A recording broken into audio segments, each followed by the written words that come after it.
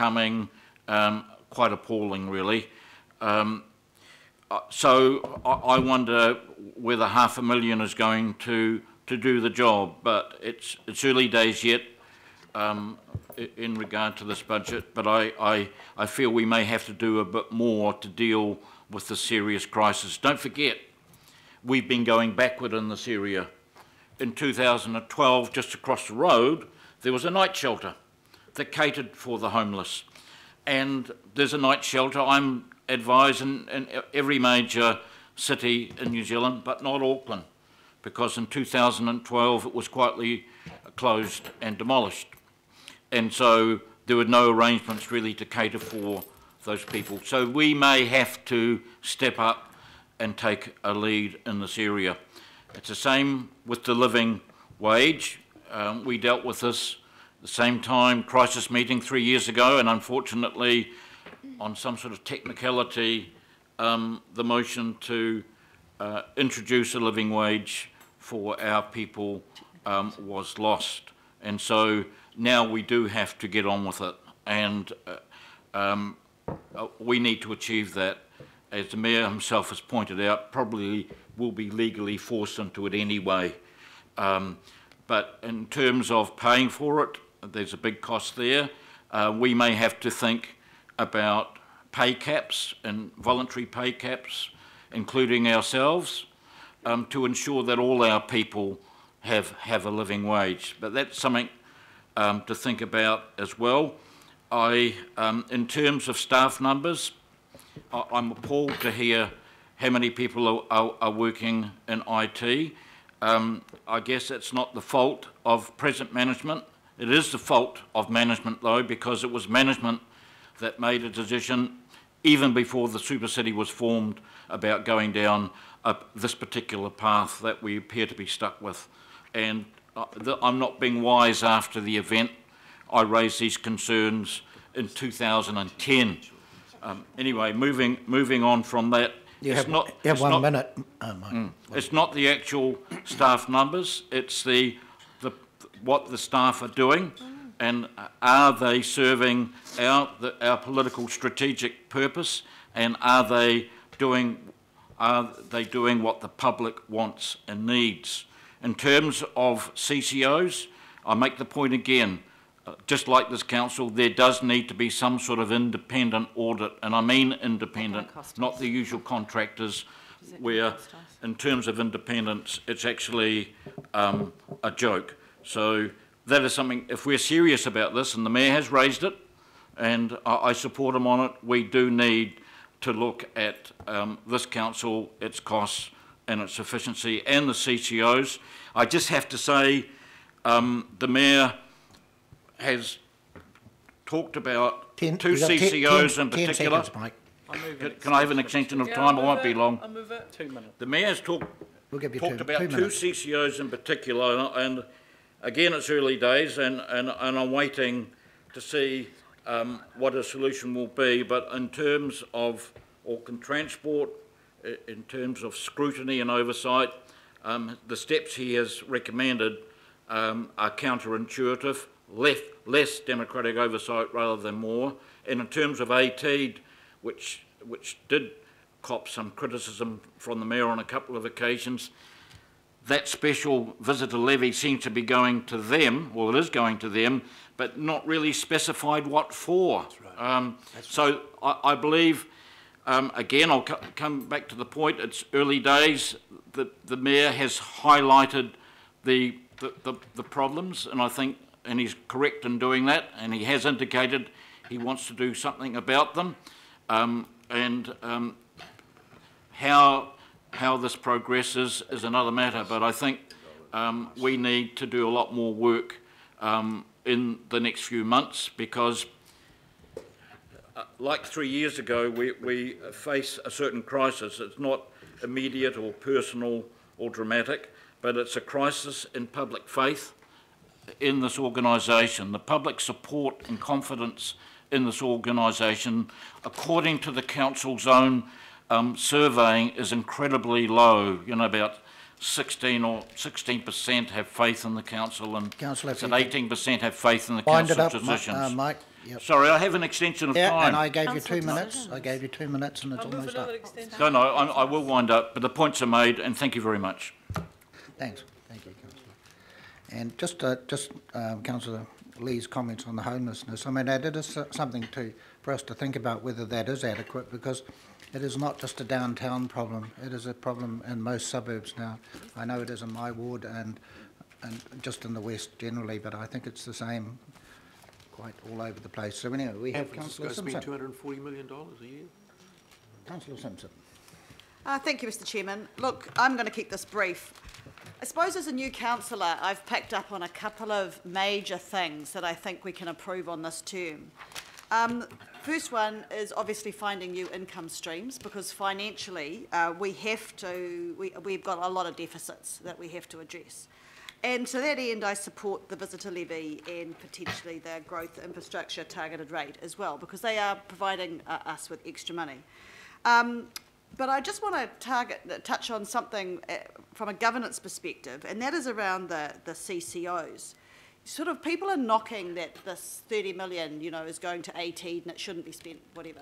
It is actually, we have 3 main tools as governors that we work with on the CCOs. So it's not as if we're handing money over for nothing. We start with the accountability policy. We are responsible for that policy. Now, I've looked at that policy. It was last done when we did the Auckland plan ages ago. And for those people who are members of that new committee, the Appointments and Performance Committee, will know that the Mayor concurrently with his desire to find new income streams is actually looking at tightening that accountability policy to the CCOs. In other words, setting the direction from us to them. Then, of course, we've got the statement of intent where they come back what they want to spend the money on and how we spend. And we have the ability to work with them on that. So this is not as if we're giving them money for, for whatever they like. We absolutely do hold that control. We have the legal levers to do that. And to say that we don't like what they're spending their money on in the past is actually the fault of the governors for not actually setting up those directions. Really? No, I do believe it's there. Really? They can. The statement of intent is there. We have those tools. So this term, I think that the Mayor's annual budget probably doesn't target, David, the fact that it is in line with that other work around CCO's accountability and the statement of intents around that. So the other one, of course, for me is cutting waste and duplication. We have a number of other agencies that deal with homelessness, and what I'm understanding from this report is that we are trying, or the Mayor is trying to lead this council to work with the other social agencies together and collaborate and actually just act as that conduit between, so we actually do it together. We don't reinvent what other people are doing, but we actually do it together. So I think that's really important. And the point on savings is exactly my same point on CCOs. If we just say we want to find savings and let staff go off and find savings, we can't complain when they find savings from areas that we don't like.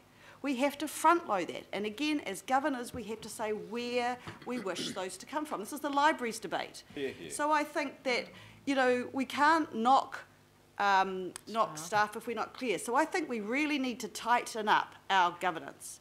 And the new committee structure of the fact that we've only got 4 main committees, the governing body and 3 others, will help us do that better collectively, because although there are a lot of other little committees that, not little, they're significant committees that other people sit on, we can't be everywhere all the time, and that will feed back in. So I just think the thing that's probably not highlighted in the Mayor's proposal, because it's budgetary, is the fact that it is actually a collaborative, better way of working together from a governance perspective. There are a lot of areas I think I need a lot more information on, and before I'm happy to support, and I've spoken to him about that. But in general, I think it has some very good levers, especially creating new income, which is what we desperately need, without going back to the poor old ratepayer who has been hit quite significantly over the last 6 years. Thank you. Thank you, Councillor. Councillor Lee, Denise Lee. Thank you, Mr. Chair. So, would echo many of the comments that have been made already in terms of what this proposal highlights in terms of looking for new revenue. and really applaud that body of work, and also making sure that we do keep an eye on efficiencies and savings, and I look forward to the setting of the targets in the new year, and we can debate things obviously a lot more fully there. I've just got two areas that I want to cover off really quickly. One is on the living wage. I'll look forward to what I hope will be a full comparative exercise between what we were already doing with our social equity principle, and Councillor Cooper has already highlighted that. I don't think that we've understood really in this last term and now this new term what has been going on, and in many instances average increases far greater than what you'd get under the living wage to get people up to what we have already determined is a social equity principle level. So I'd like to know what my understanding is, that the only difference would be a year, getting things up to speed by the difference of a year. So I'd also like to know what it means for us to effectively sign on to what I consider to be an arbitrary figure in an arbitrary campaign. What does it mean for us long term as a council? What is it that we are signing up to? So the other area that I'd highlight is poor old ATEED. So I'm just, Councillor Hills and I hope you don't mind me saying that we both did this, Richard, looked up ATEED's KPIs, their annual report. And I just think before we really get down to detail on what is often considered an easy target, and this visitor levy raising between sort of 20 to 30 million, we should be reminded of the task that we set ATEED to look at our business attraction, visitor economy, international attraction, our reputation internationally. How do you think we're going to grow this city? And what have we tasked them to do? So looking at their own annual report and KPIs, the total GDP contribution of the deals affected with ATEED involvement is 250 million, and it's up by 50 million this past year. The value of investment deals affected by ATEED within the financial year, 328 million, and that's up 60 million. So we need to be very careful about what we've set them, the task that we've set them to do, and how we should encourage them to do what they need to do. And I'll echo what you've just said, Councillor Simpson. We've got governance accountability tools. How are we using them? Let's converse in that space concurrently with asking ATEED to act wisely. Yep. Thank you, Councillor Lee. Yes, we don't want to turn it into a turkey shoot. So we have Councillor Wayne Walker. Sure. I'm encouraged by the leadership that Mayor Goff is showing in his budget.